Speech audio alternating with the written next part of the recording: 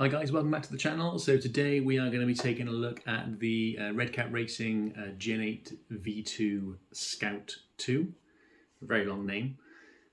So I've actually had this rig for a little while now, since before Christmas, I think it is. So, you know, a few months. I actually picked it up secondhand, not new, so it's not going to be a kind of normal review. We're going to talk about what you get out of the box and stuff like that. What I thought would be more useful is just to give my thoughts on the rig, my experiences of it so far, what I like about it, what I don't like about it, and just so that, you know, for you guys who are maybe thinking about buying one, you know, you've got a bit more information on what it's actually like, not just what it looks like when it comes out of the box. Okay. So personally, I think it's a really cool looking rig. It actually is one of my favourite looking RCs. I love the Scout body, and I just think the way it looks, I think, is just really, really good. I mean, like I said, this is second hand, so you can see we've like broken off a mirror.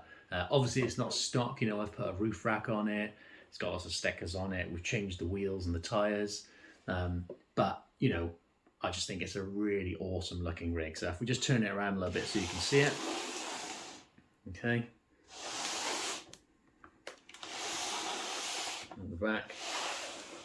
So hopefully you can see that okay. So yeah, like I said, so I got it second hand. So I'm still running the stock radio and receiver, and still running the stock ESC.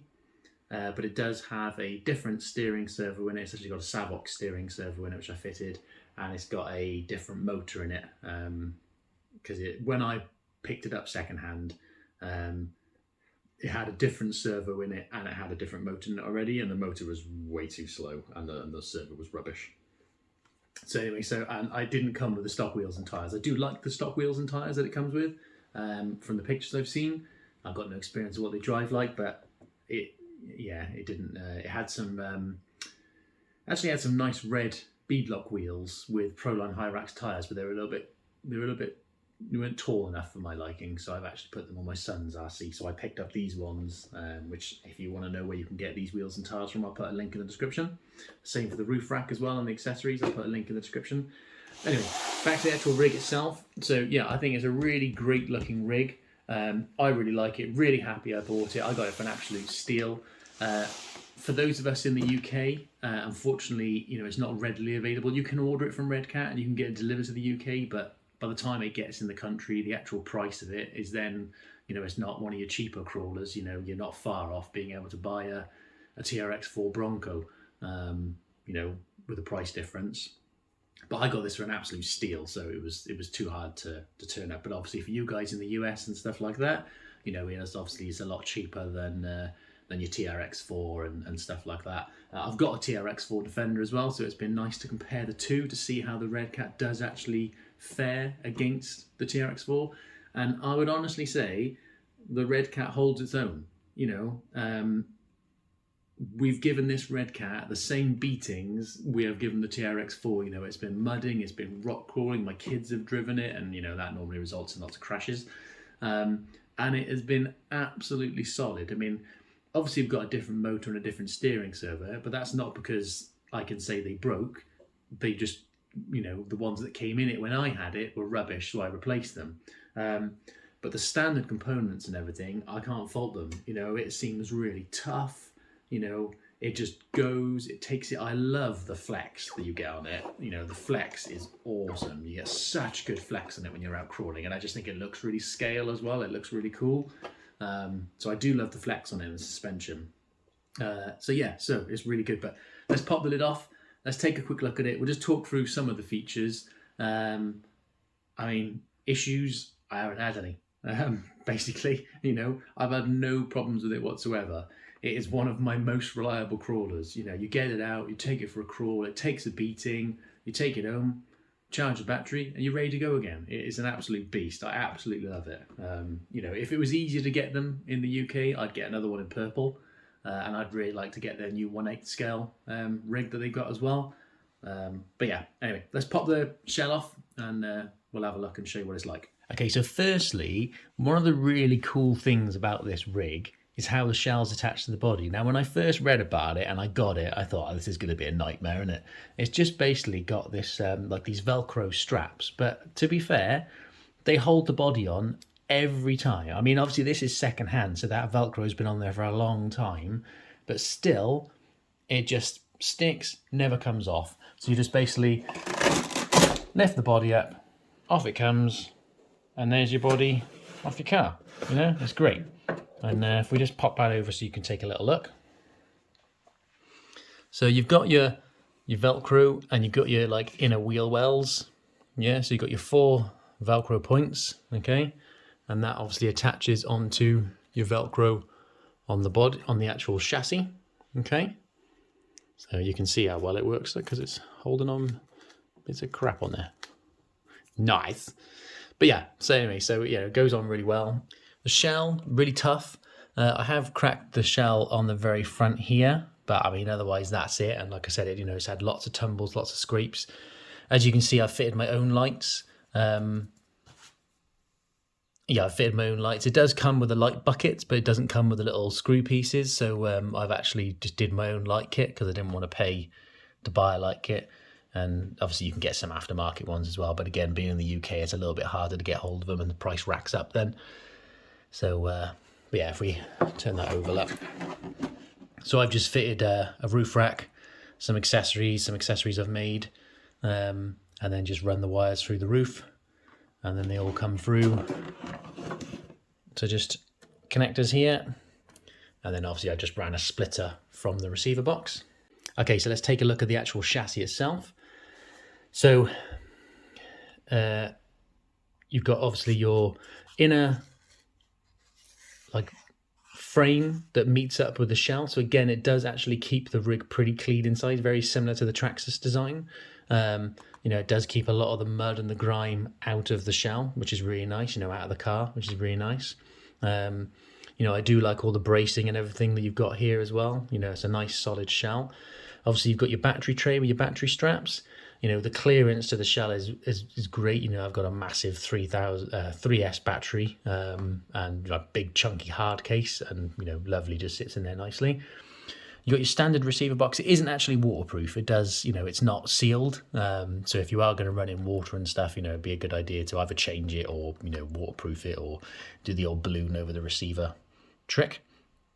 Okay, but it's a nice shell. Obviously, you got your nice coilover shocks and everything, which are adjustable. You've got your steering servo mounted on the front there, which obviously for me is the Savox. The only thing that's broken on this is the tow hooks on the front. That's the only thing that's broken. That was broken before I even got it though, so I can't comment on how they broke. But obviously you've got your adjustable bumpers front and rear. That's one little cheap mod you can do, is actually pull your bumpers in slightly.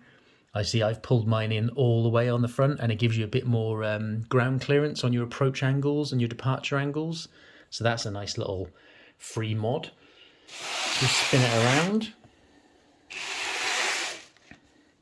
Okay, so I've still got the stock ESC in there, okay, and I've just stuck the switch up on there so I can just reach in and turn it on and off when I'm driving, okay. And mine has lost the motor cover, the pinion cover for there, which is a shame. I was going to order one from the US, but again, I thought, well, for the sake of it, it's not really worth it. But anyway, so I've got a different motor in there. Excuse some of my, wiring for all my lights and everything. But yeah, so stock ESC, I'd say it's pretty decent. Throttle control and everything is pretty nice on there and everything. I can't complain. And obviously it's lasted for this long, and, we've been mudding with this thing. It's been in deep water. We've ran it pretty hot in the mud and everything as well, and it still survived. So that's pretty cool. Okay, if we flip it over. Let's take a little look underneath. Okay, so obviously you have your portal axles on here. Okay, so again, very similar to a TRX4. You've got your portal axles. Okay, I have no complaints with them. I haven't had any issues with them. And to be honest, these are still the same bearings that it came with. And again, it's been in water, mud, it's been in seawater, and they're actually holding up really well. So I can't fault it at all. I've got some brass weights on there as well. That came on it when I bought it secondhand, but so they're all good. obviously you've got your 3-link on the front and a 4-link on the back. Again, drive shafts, I've had no issues with the drive shafts. Again, compared to some of like the other cheaper UK brands over here, where you just get no ends of problems with your drive shafts and it drives you insane. These solid, no problems at all. You know, I haven't had any issues. You know, same with the axles. I haven't had any problems personally with the axles. They've all been good. You know, chassis solid. It's got an adjustable wheelbase as well, so you can actually adjust the wheelbase here. Okay, so you can make it longer or shorter wheelbase, which is nice. But yeah, so great little chassis. Like I said, if they were more readily available in the UK, I'd probably get a second one, just because I think they're so cool, and I just think they look so good, and I really want a purple one. But yeah, it's a great little rig. Like I said, I haven't got any complaints about it. I haven't had any issues with it. It's been one of my best rigs, to be fair. You know, it's taken as much abuse as the TRX4, and it's still not broken. So, you know, it's brilliant, and it's really capable as well. You know, when you see it out on the trails and stuff, it looks great. You know, it handles everything really well. Lovely flex. You know, it's just all round, I would say, a really good rig. The only thing I would say would be nice is if it was a waterproof receiver box. That'd be a nice little difference. You know, just for when you are getting wet and muddy, that'd be nice. In regards to some free mods you can do, I would suggest obviously pulling your bumpers front and rear in just a little bit to give you some more approach and departure clearance. You can also raise up your sliders. Obviously you'd have to put some spacers or something under there. I haven't done it yet because now I've got bigger tires on there. I haven't had a massive amount of problems with it getting hung up since I've changed the tires. On the shallower tires it was getting hung up quite a bit, but on the slightly taller tires, these are like 120mm, I haven't had so many issues. But at some point I probably will raise it up, but just bear in mind if you do raise it up, you will have to trim the bottom of the body, because obviously it won't sit snug in there. That's another thing I like about this body as well. The way it sits on the chassis is really nice and snug. You know, it doesn't bounce around. You don't get those annoying noises of it knocking about everywhere. You know, it sits nicely on the body. The standard transmitter, you know, nothing special. Does the job, you know. It's all right. No complaints about it. You know, there's obviously better transmitters out there. And it's only I think it's a 2-channel. So, you know, nothing fancy, but, you know, does the job. Again, I haven't any problems with it. It's responsive, you know, when I'm out crawling. It's not like I'm like mashing on the throttle and it's not going anywhere. It's a crawler, so I obviously haven't had any problems with range issues because you're always right next to it. But no, I'd say, you know, decent. So anyway, let's take it out for a little crawl. You can see what it's like. There's quite a few other videos on my channel of it crawling in mud, on rocks and things like that. So if you do want to check out some of the other videos, then, you know, check out my channel and see what you think of it.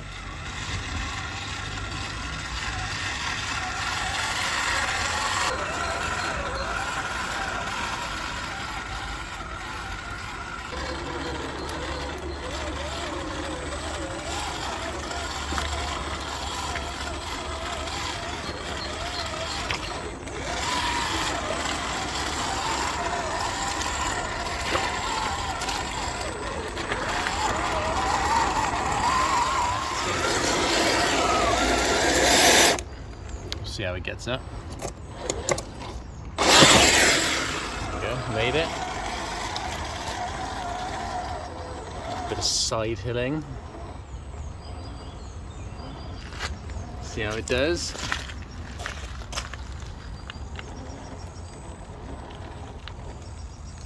See if I can make it along without falling down. Not doing too bad at the moment. Okay, and then the next challenge is up the slope. See how we do for grip. We've just been in the water, so the tyres are quite muddy. Let's see how we do.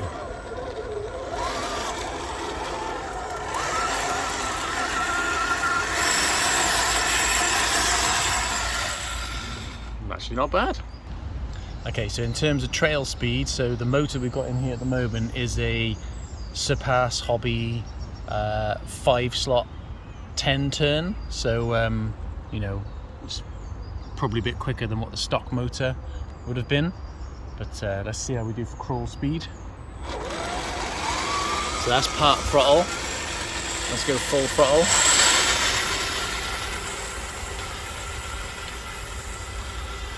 Yeah, it's got a fair bit of go in it.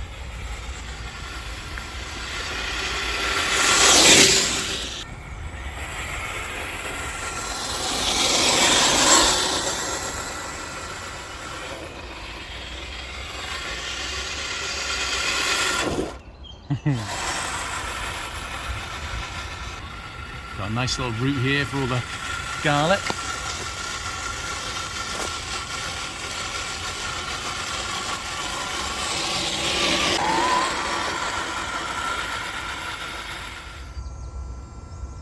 So yeah, so we've got the, like I said, the Surpass Hobby 5-slot 10-turn crawler motor, and then we've also got a Savox 1212 SG steering servo on it. It's like 36 kilograms, I think, at 6 volts.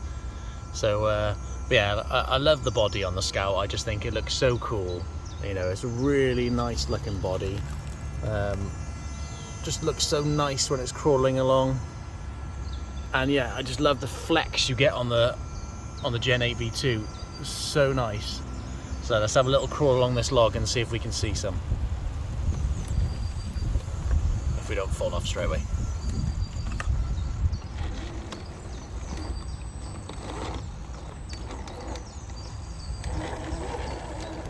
Nice.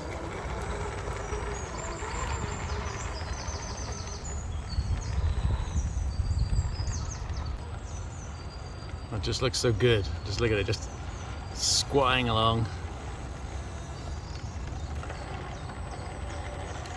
Such a nice bit of kit. Yeah, it's got to be one of my favourite bodies. I think after the TRX4 Defender, might be blasphemy saying that, I know, but after the TRX4 Defender, I think this is my my next favourite crawler that I've got. I just think in terms of looks and capability, and to be honest, it's really, really capable as well. Obviously, you've got the portal axles and everything on, you know, as standard. You know, it's really capable. You know, we've taken this out with the TRX4, and you know, sometimes the TRX4 just trumps it. I'd say this is a little bit more top heavy, but otherwise, you know, it keeps up with the TRX4 pretty much all day long. So, you know, for value for money, you know, it's really good. Obviously here in the UK, it's not as easy to get one. I was quite lucky I got this second hand, but obviously in the States, you know, you can pick these up much cheaper than a TRX4, and I would say if you're thinking about getting one, definitely worth it. You know, I think it's really good, really worth the money. Such a nice looking rig and such a well performing rig. You know, definitely gets my approval. Right, let's carry on and see if we can have a bit more crawl. There's some nice logs we can crawl across.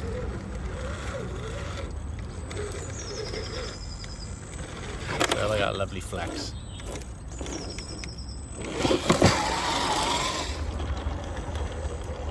Oh, see if it tips over here. Oh. See if we can make it. Nice, nice. Well, you can see that flex right now, look.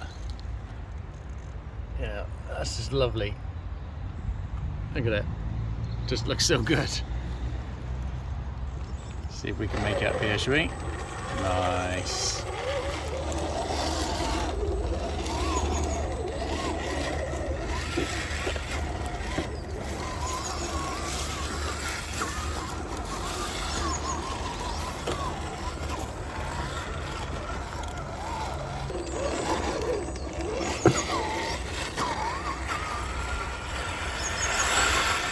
So yeah, just to summarise, you know, I think it's a really good rig.